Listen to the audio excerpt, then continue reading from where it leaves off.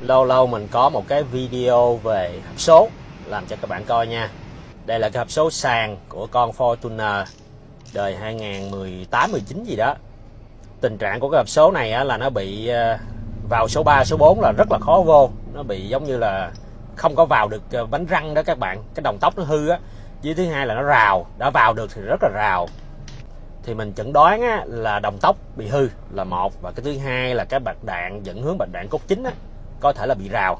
Nên bây giờ mình rã ra mình kiểm tra. Thì sau khi rã ra thì đúng là như vậy các bạn. Đồng tốc nó bay cái lớp bám carbon bên trong Bởi vậy khi mình chuyển số nó không đồng tốc được.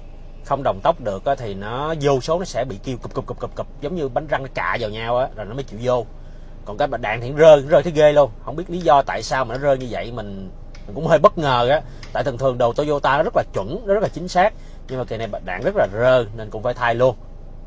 Công tác thay rất là nhanh các bạn, diễn ra ào ào thôi, nó không có gì khó cả. Đó, thay xong thì mình lắp ráp rồi đó. Đây là bước lắp ráp lại nè, làm tới đâu siết lực tới đó, đánh dấu từng con ốc. Mấy cái này nó có trong sách hướng dẫn lắp ráp của cái hãng Toyota hết nha các bạn. Hãng Toyota sẽ đưa ra cái hướng dẫn của cái hộp số này luôn. Ráp bước nào, tháo ra sao, trét keo bao nhiêu, sức lực bao nhiêu này nọ có đầy đủ hết nha.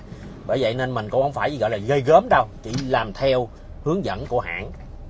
Và chỉ có cách làm theo hướng dẫn của hãng thì mới là chuẩn nhất nha. Đây là những bước cuối cùng trước khi mình đóng cái hộp số lại. Làm là mình phải kiểm tra coi vô số được hay không. Mấy cái thanh mà đứng là những cái thanh chuyển số các bạn. Ví dụ cái thanh nó đẩy qua đẩy lại, nó sẽ chuyển qua từ số 2 qua số 3, hoặc là 4 qua 5, hoặc là 5 qua 6 gì đó.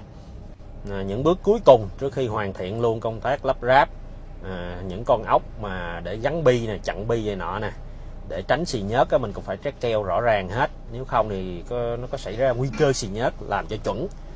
Đây là cái hộp số sau khi hoàn thiện rồi, chuẩn bị lắp ráp lại trên xe. Nhanh, gọn, lẹ và hiệu quả nha các bạn.